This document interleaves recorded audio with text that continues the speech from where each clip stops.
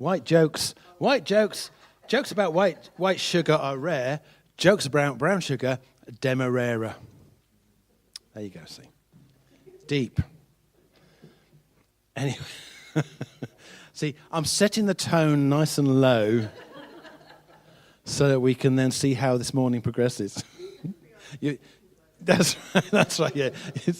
So there you go, you see. So anyway. Yeah, you like this one. So if you could turn off the upper lights, the upper switches. So anyway, there's a guy I like to listen to called Glenn Scrivener. He's one of the few people I do like to listen to on UCB because he's so articulate. His diction is so good for an Australian, for an English person. You can really hear what he's saying, and he's so good because of what he says. It's so true. And they made a series of videos, and I just thought I'd share this one, which is just called Meet the Nativity, and we're going to see if it works. No, it doesn't. So you see, I have a backup plan, because if it didn't work, Pete's got it. It was embedded in the PowerPoint, but we do have fun with this laptop, that sometimes it doesn't always do what you tell it to do.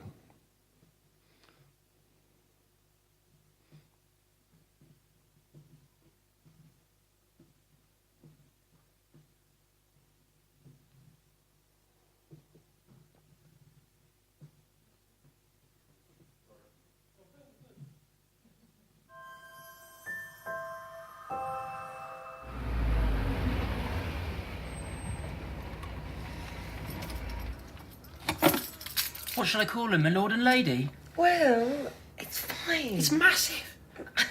It's just home. Have you got a butler? No, I don't have a butler. Come here, give me a kiss. Happy Crimbo, Mum and Dad. Hi. Merry Christmas. Hi, I'm Will. Merry Really nice to meet you. Oh, hi, Dad. Hi, I'm Will. Really. Hi. Ooh, long journey.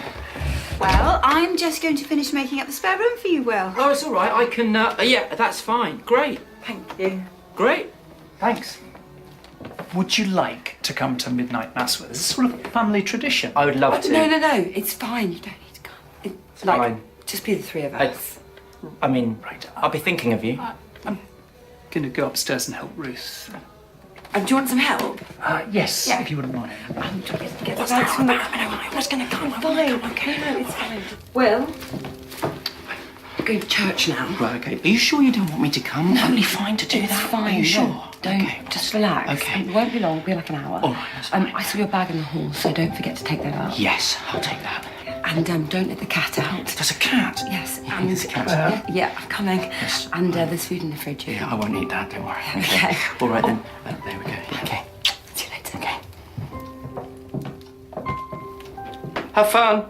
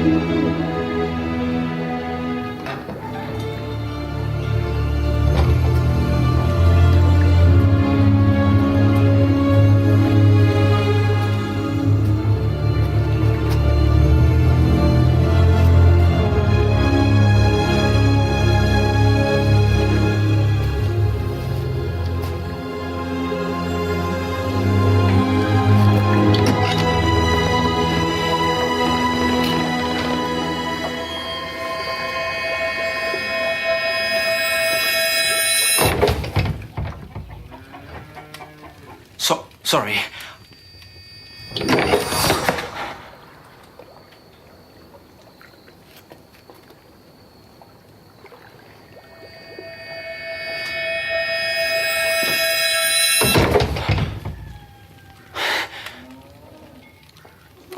Please, come in.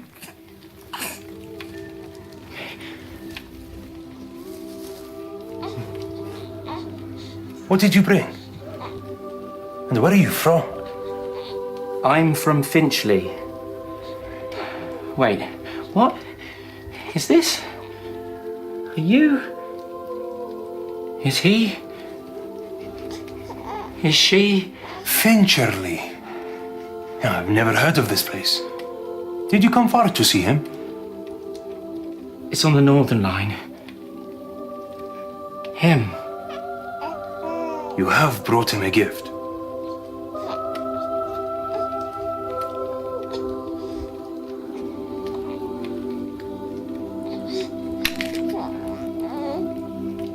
I have nothing. Would you like to hold him? Please. Come. Okay.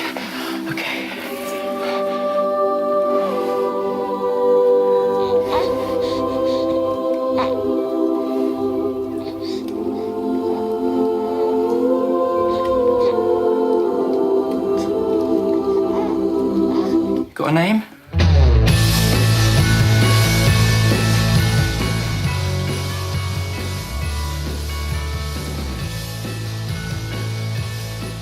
So, it's kind of sweet, I thought. I don't know what you made of it. Sometimes when I watch these story videos, it's not always clear to me what the story is it's trying to get across. But what we have is you've met Will. Will is the boyfriend. Will is desperate to be accepted, to be welcomed in, and is as awkward as can be. And of course, you see him arrive, and he's not accepted. He is accepted, but in an awkward sort of way. And he wants to get involved. He wants to go to midnight mass, but you know, his girlfriend kindly gets him out of it, even though he wanted to go because he wanted to be with the parents. And so he's you know, and what we find is that in the pool house, because we all have a pool house, don't we? He finds the nativity scene. And apparently this is based on an old story. This is the main story in which the whole series really is based on, I think, and this particularly is the first one, is perhaps the most important one.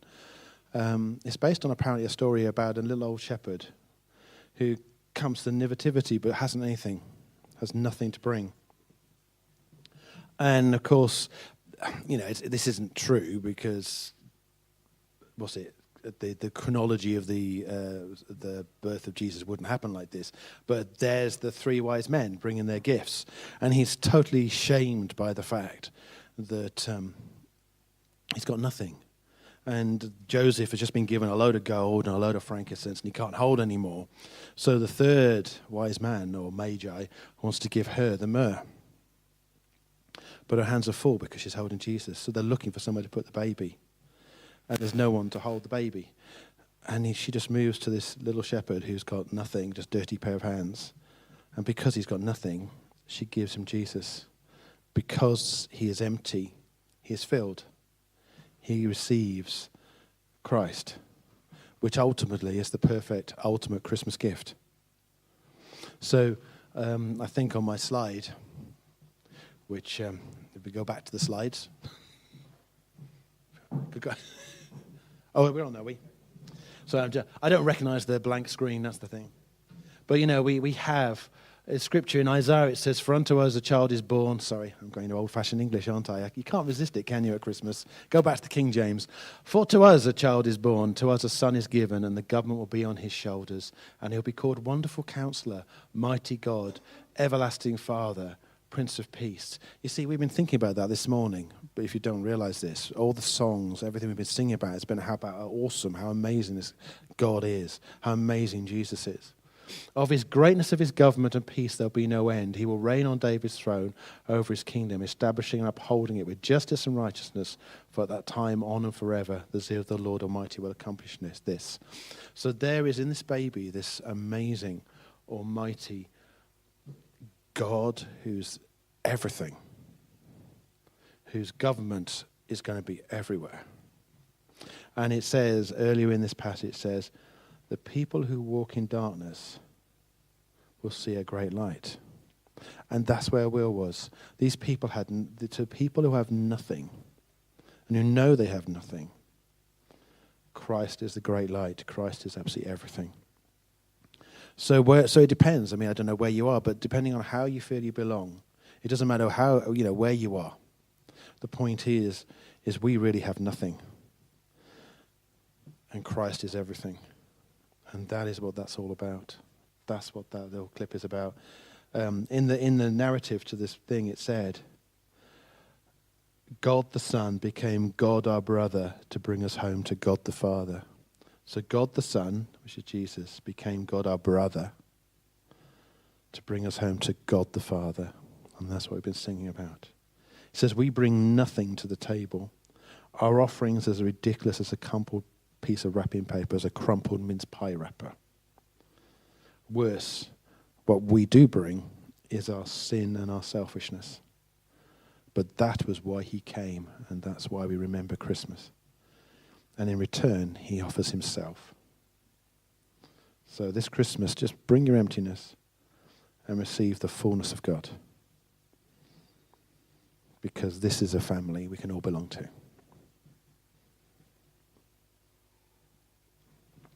So that was the first video. And you've all gone really quiet on me. But this week I've been doing a little bit of thinking. Oh.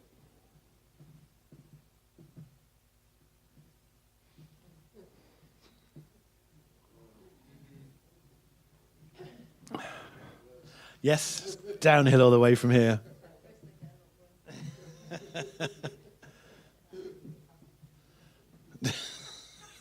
Sometimes you have to say this out loud, don't you, to actually understand what's being said. That's not a command. I've been thinking about some of the words we read about at the time of Christmas, and I'm thinking about a word that you probably wouldn't even think of. But run is not the word.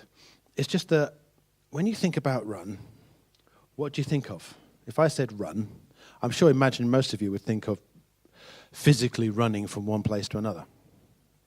But when you look at the word run, I think I read somewhere there's about over 100.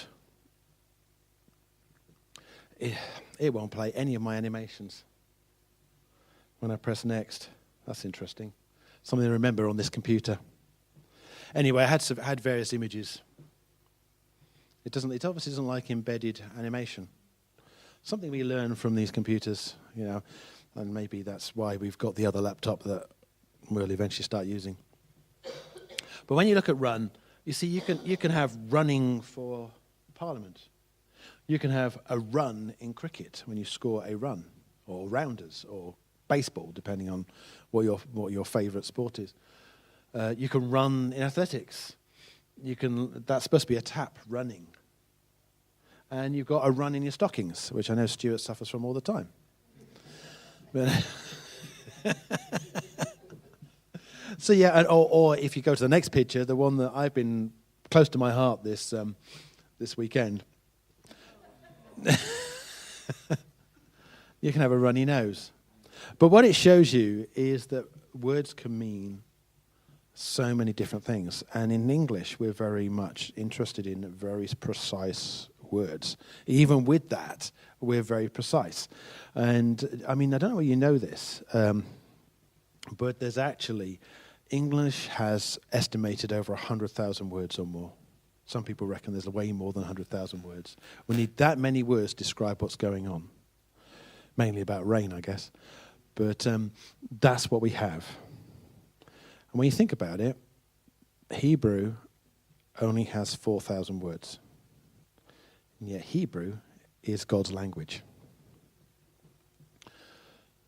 So if I said to you in English, the cat sat on the mat, the way we would look at it from an English point of view is, suddenly it's starting to move. Well, it was, and then it vanished. We would see the sentence, the cat sat on the mat, as a suitcase. That is the information. The information is the sentence. It's not as precise. The cat sat on the mat. That is our story. But if we looked at the story again, but it was in Hebrew, and imagine these were Hebrew words with all the squiggles, each one would be a suitcase in and of its own right. The word cat would contain so much more. It would be much bigger, much broader, much deeper than just cat. And this is kind of hard to grasp because the way we think and the way we speak and the way we do English is so precise. But Hebrew's not like that. Hebrew is a wonderfully pictorial language. I'm no scholar, so don't take this as a lesson on how to speak Hebrew or understand Hebrew. I couldn't even cope with French. I struggled with English. But it's just interesting, the little bits I've been picking up about Hebrew. See, it's like, almost like Egyptian hieroglyphics. Each formation of each bit of a word has a meaning. And sometimes, like the word shepherd would contain letters that would suggest someone looking after sheep. So you would read shepherd because it would point you to, I don't know, maybe the one who looks after sheep sort of thing, 3 letters or something. Look after the person sheep. And you'd see it like that. Because even the alphabet, when you go through the alphabet of Hebrew, each letter has they wouldn't just say A, they would say Aleph or whatever it would be. I'm guessing there, but they would have a name for the letter. And the letter itself would have a picture associated with it. It would mean something. So the depth and richness, although they've only got 4,000 words, the depth and richness of those words means quite a bit. So I was thinking about this one. Okay. You see, I was thinking about the word fear, because we hear about fear at the beginning of Christmas a few times. Mary is told, don't be afraid. And the shepherds are also told, don't be afraid. There is fear. And there's one word for fear. And I just thought, what does that mean? But to give you an example before we look at the word fear, there was a favourite word that was being used during the evangelical charismatic revival, say 10, 20 years ago. They used to talk about the Ruach, the word of God, the Ruach word, which was the now word, which was basically, it means breath, the wind, spirit. So it means breath, it means wind, whoosh, and it means spirit. So it can mean quite a bit. And it's the word that's used when it says, do you remember the story about the dry bones, the valley of the dry bones? And it says God's Ruach blew through the valley. And of course those dry bones all became alive. So which meaning of that word Ruach does it mean? Does it mean God's breath blew, God's wind blew, or God's spirit blew? And actually the answer is all of them. You see, when you say the word Ruach, we're not being precise like an Englishman. This means that word. Sometimes you can do that. But sometimes it just means so much more than that. As you read the word, you think, whoa, there's God breathing his spirit that's blowing like a wind through this valley. All of that is happening all together at the same time. And so I suppose I'm just wanted to share this with you because I was looking at the word fear, because sometimes we just read it in black and white. And this is the trouble with our English brain, our Greek way of thinking, the way the translators are so faithfully trying to speak to us. But they're desperately trying to say something that is probably more complicated than our English language allows us to. Maybe the Amplified Bible would be a good example. If you ever see an Amplified Bible, sometimes with the words they put a bracket and they show a number of meanings. Maybe whilst that would be a clumsy way to read, because you wouldn't read a Bible like God breathed wind, breath, spirit, and all that in brackets. It's a bit clumsy, but it's getting across sometimes when you read the Bible. There's more going on than just a simple action. God blew. Oh, well, God blew. Off you go. It's more than that. And I think, and fear, I was thinking, what about fear? Sorry, that word is pronounced yira. I put it up in English for you so you could see it. And what about fear? And I called up Deuteronomy, where it says, now Israel, what does the Lord your God require of you? But to fear the Lord your God, to walk in all his ways, to love him, to serve the Lord your God with all your heart and with all your soul, and to keep the commandments and statutes of the Lord, which I am commanding you today for your good. I thought, what does the word fear mean? So Mary was told, don't be afraid. The shepherds were told, don't be afraid. They obviously had a reason to be afraid, and yet we're being told the fear of the Lord is good. I just thought, oh, that's interesting. Because you see, when I say, oh, fear, I don't know what you think. I think in English we tend to see it as a negative thing. Something that is bad, you know. You've got to be frightened. You've got to be, there's a dread. I dread getting up in the morning because I've got to go to work. You know, it's not, you know, it's not awesome to get up in the morning and go to work. Use a different word. You don't use the word fear. I fear going to see the headmaster at school without a book down my trousers. But here's an interesting thing. That same word, yira, is used in this piece of scripture from Leviticus 3. Every one of you shall revere his mother and his father, and you shall keep my Sabbaths. I am the Lord your God. So how do you revere your mum and dad?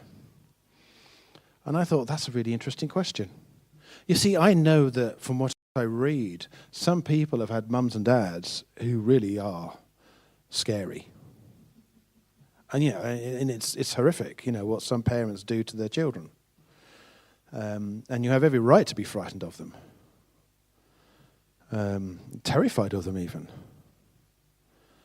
You know, some do even kill their children, I suppose it's known. But thankfully, I didn't have to be terrified of my parents. But revere, that's the same word. You could translate, every one of you shall fear your parents. So how do you fear them? And it's interesting because I remember having a discussion with someone once about this on Facebook because he was really angry with his parents. You will only get my respect when you've earned it. And it's a very common phrase this day and age. I hear that. You only get my respect when you've earned my respect. And yet God is saying, revere your parents. Does that mean your parents have to earn your reverence before they get you revere them? And this is a really tough thing to kind of work your way through here. Am I, as a parent, worthy of reverence? But, you know, to fear your parents, you know, it says in the New Testament, honor your parents, that you may have a long life. So obviously reverence and honor go together. And yet we're talking about fear. Clearly, we need context. And some of these contexts, I put up some versions where they've used the word yira and I've highlighted it. You can see in some translations, you see it gets complicated. This shows you the difference and difficulty of dealing with translations. The first one I've got up there is Deuteronomy 10:23, where it says, because he is your praise, he is your God, who has done for you these great and terrifying things that your eyes have seen. Or he's done terrifying things, or he's done awesome wonders, or he's done mighty miracles. And yet that's all yira. So how do you see it? You know, he's terrifying, but he's awesome and he's mighty. It's wonderful, but it's miraculous. Do you see how this word is getting bigger and bigger and bigger? But in some cases, when you get the context, so go to Psalm 66, and it says, say to God, how awesome are your deeds? And isn't it interesting? All of them, from a literal translation in the ESV, which is very literal, to an NIV, which is trying to be a little bit more getting the idea across, to the New Living Translation, which is far more relaxed, but still trying to get the message across. So they've got, one is saying, trying to get word for word, but this one's trying to get across the meaning more, I was going to say more literally, but that's not the word, because that's literal. That isn't paraphrase, but it's trying to bring it to more current. And you get this interesting challenge where sometimes they're all in agreement and sometimes it starts to spread. And it's showing you the complication of the word fear, because fear means so much. Because it can mean to be as dread. It can mean terror. So when you hear that the shepherds were afraid, they probably were terrified. This awesome view of God through the angels all praising him. But it can also mean positive things such as worship and reverence. So we've got the reverence of the parents, you've got worship. You could almost say that's what the shepherds were doing again. They are so in awe of what's going on that when they see the angels they're afraid because of the mighty power of what they're seeing, and yet they can't help but worship a God who's in control of that. So it's an interesting topic. This idea of fear. And again, never mind. But anyway, so fear is something that we're encouraged to do. It says, the fear of the Lord, one has strong confidence. The fear of the Lord is in a secure fortress. The children, it will be a refuge. The fear of the Lord, those who fear the Lord are secure. So fearing God is important. So what does it mean to fear God? And that was just what I was thinking about. You know, we talk about fearing God in... We learn about fearing. If you think about Jonah, we hear about fear all the time. Jonah is told to go and evangelize Nineveh. He's afraid, so he runs away. When he's on board the ship, they get in a huge storm. The sailors are absolutely terrified. So Jonah tells them to throw him in the water when he gets eaten by the fish. And as soon as they throw him in the water, everything calms down. And the sailors are fearful. See, all those three situations are fear in different ways. One is scared of God. One is scared because they're going to drown. And one is just awesome worship to God because they suddenly realize how powerful he is, that by throwing Jonah in the water, the fear of God has come upon the very sailors in that boat. The irony of the story being that Jonah didn't want to go and evangelize and get people to worship God, which is what God said, go to Nineveh that they may worship me. I don't want to do that. I'm going away. And in his rebellion, he got people worshiping because those sailors worshipped him. But that's all the same use of the word yira, fear. And so what does it mean to fear God?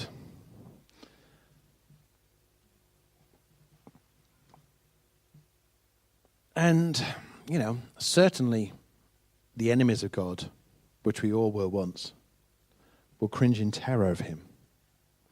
Because we must be afraid, surely, of someone who's so awesome and so mighty, such an incredible person, as I said earlier, who spoke out the universe into being. It says who holds the whole world in his hands. But what about those who know him, those who love him? Should there not be a sense of awe, which is also comes from the same word, fear? What about the fact that we are told what will happen for those who disobey him, who reject him, who sin? Should we be fearful of the consequences of the actions that we take? And that was just where I was going to just come back to the thought on that I kind of wonder, is this why we see lots of different flavors of church life? You have those churches that I've been involved with where God is he's a big, not a nasty man, that's the wrong word, but he's terrifying. And the consequences of us misbehaving, we should be, we should be thinking that through. And you end up in this kind of almost, terror is perhaps too strong a word, but you're fearful for your future. How do I know I'm going to go to heaven? How do I know I'm doing what's right? Oh God, I'm so sorry, I'm so sorry, I'm so sorry. And then there's other churches but God is just a God of love. And we should be in awe of him because he's just so amazing. And therefore we're okay because of who he is. And the more I studied this, the more I just thought, the fear of the Lord, I wondered, is the fear of the Lord like Ruach? Is the fear of the Lord all of that?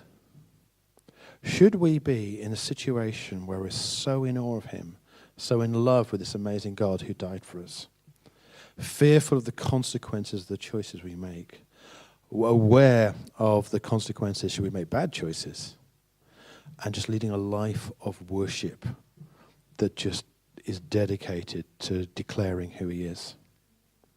Is that the fear of the Lord? Is that what we should all be pushing for? I'm just mindful that when it comes down to it, there are times when I see things, I'm just going to talk from personal experience and just silly little things that get me. I see things on Facebook and I think that's wrong. That's so wrong. That is just not what God is saying. Do I write anything on Facebook? Well, admittedly, sometimes I hold back because I think wisdom is don't put it like that. There's a better way of dealing with the situation. But do I also hold back from saying anything because I'm scared? And actually, I say I'm fearful of God, and I revere God, and I worship God, and I love God, and he's the most important thing to me. But when it comes down to it, I'm too afraid of what other people will think that I don't do anything. And I don't stand for the truth. And I don't do what he wants. And perhaps the biggest challenge right now is to realize that maybe the church needs to wake up across this nation that we need to be fearful of who God is. Stop saying, I fear God, and carry on living the lives we lead.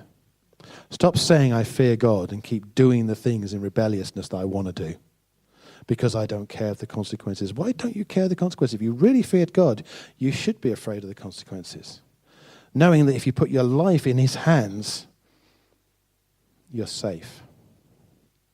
Stop fearing what other people think. We're going through tough times right now, and the world is pushing back at what the Bible says. And we shouldn't be afraid of what the Bible says. Stop compromising. I think compromising is probably what I would suggest is the opposite, the fear of God. And I'm beginning to wonder, how much am I demonstrating that I really don't fear God enough because I'm too prepared to compromise? I'm too prepared to live a lifestyle. So when you hear people say things like, they'll talk and they'll give you the narrative of the Nativity, and they'll talk about the angel said to Mary, don't be afraid, Mary. And the angels say to the shepherds, don't be afraid, or the shepherds were afraid. Just think, what does it mean to be afraid? What does it mean to fear God? Because to fear God is a secure tower, it's a refuge, it's good news. And if you fear God, it will do you good. And it's not living a life in terror. It's living a life in awe and worship about the wonderful God, who he is, what he's done, aware of the consequences of the sin, but confident in the knowledge that what he did on the cross was enough to cover you. And as long as you hold to that, you're safe and you're secure.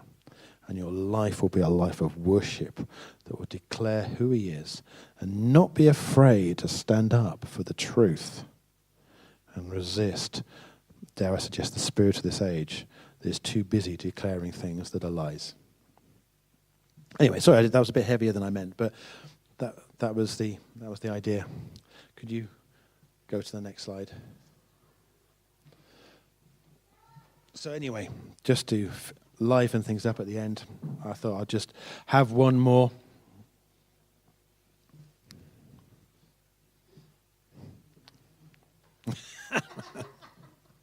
Yes, that's the response I want, Beryl, Okay. I mean, these aren't designed to make you roll around. Now, it's quarter to 12. I think we should call it a day unless you desperately want to watch part 2. Okay, Pete, they want to watch part 2.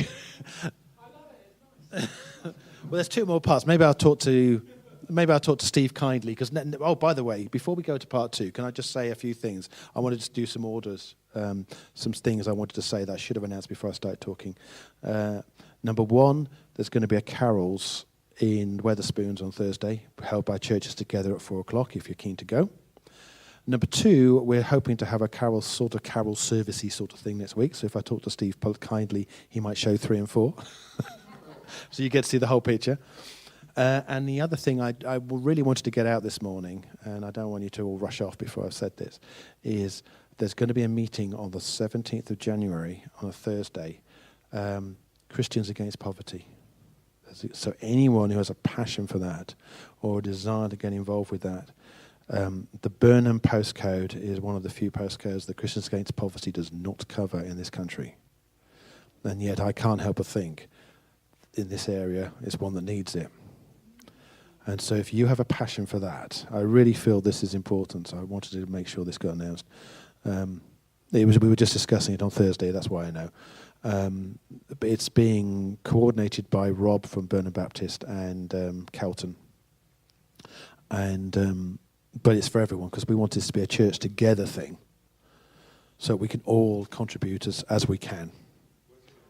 I think it's going to be at Burnham Baptist. So make sure you go to the right room, otherwise you'll go into Slimming World. Although actually that wouldn't be a bad thing for me. But anyway, I just wanted to get that through before we do that. Anyway, Meet the Nativity Part 2.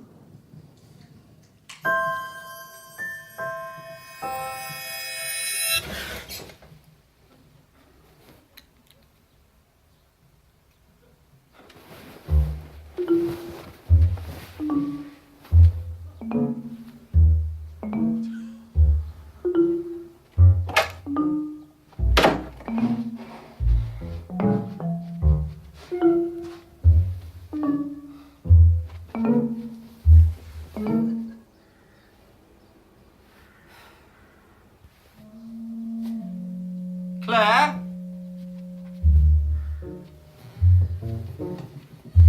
Claire?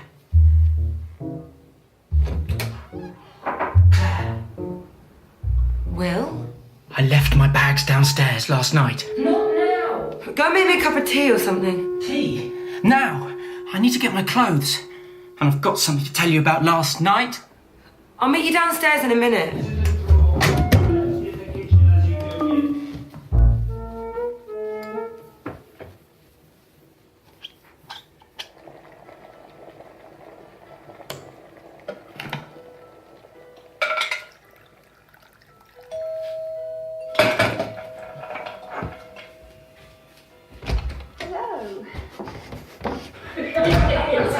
Is that true? Oh my goodness. Let's get you warmed up. Are you still in touch with your former parish in Bethnal Green? Oh, yes, indeed. Brazil came back with a gold earring. Remember the reaction I got when I first arrived? Times that by 100 and you'll be there. Would you like a cup of tea, Will?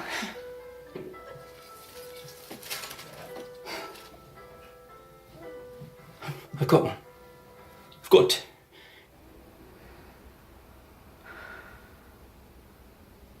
Find the donkey in the church. This is the thing that they do there. It's really cool. Guess Merry who Christmas, found... everybody. Merry Christmas. Tell them about the donkey. Can I borrow you for a minute? Yeah, I was just telling them.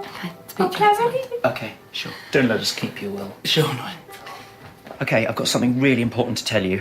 No, I've got something important to tell This is like a really big thing. Why are you wearing Ruth's dressing gown? Don't worry about the dressing gown, that was because of the bags and da-da-da-da. But can you just... I want to show you something, and then really, you I will want believe to- me. Promise you, just come Will, with me. where are you going?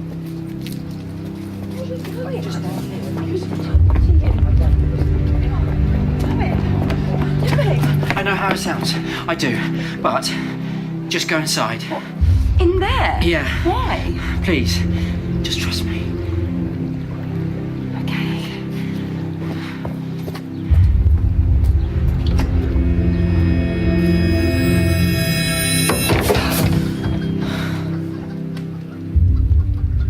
Hello. Hi. Sorry, I think I'm in the wrong...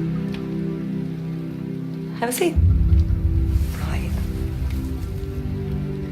How's your Christmas going? It's okay. Hello.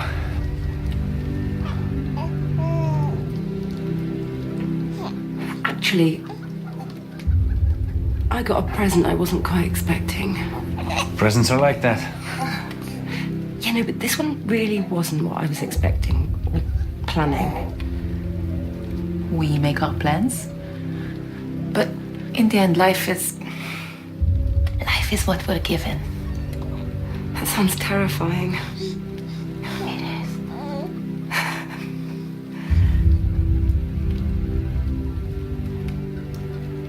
Can I?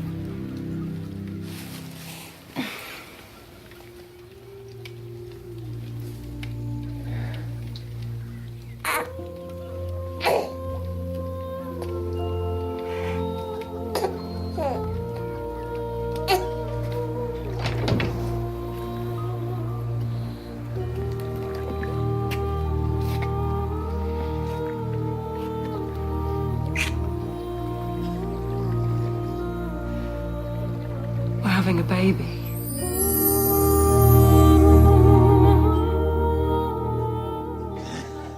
No, you have to come back next week. You have to come back next week for 3 and 4, assuming Steve does them. I mean, the message behind that one. Oh, do you want to do the? I got that one. Good. The message behind that's quite clear, isn't it? Where Mary says, "Life is what we're given."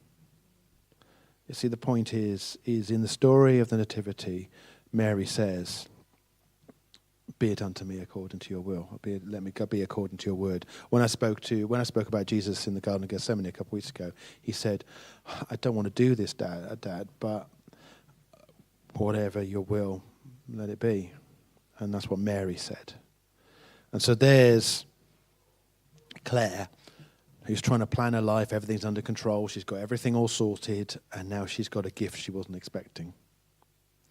And that is what Christmas is all about. It says here, the 3 little words, "let it be," can be scary. But if they're said while trusting God at the heart of the Nativity, they're the liberating truth that life really is what we're given. And at Christmas, we're given the life-giving one himself, the greatest interruption of all. So the important thing about Christmas here, and the message in this particular part, was Jesus is the ultimate gift. He's the biggest interruption of all.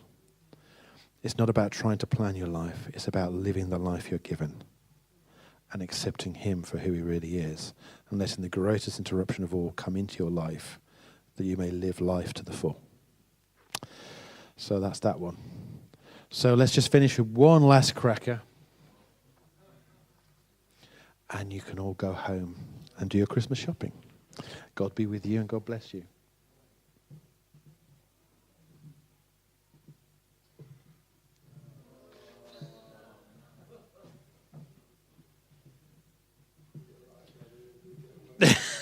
So I look forward to seeing you all next week to see parts 3 and 4, if I could persuade Steve to do them.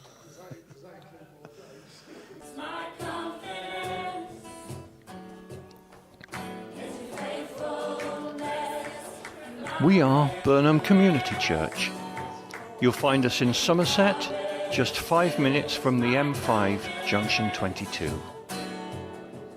We meet on Sunday mornings at 10:30 in the St John's Ambulance Hall in Highbridge. Watch our website or follow us on Facebook and look out for our banner. Come along and check us out.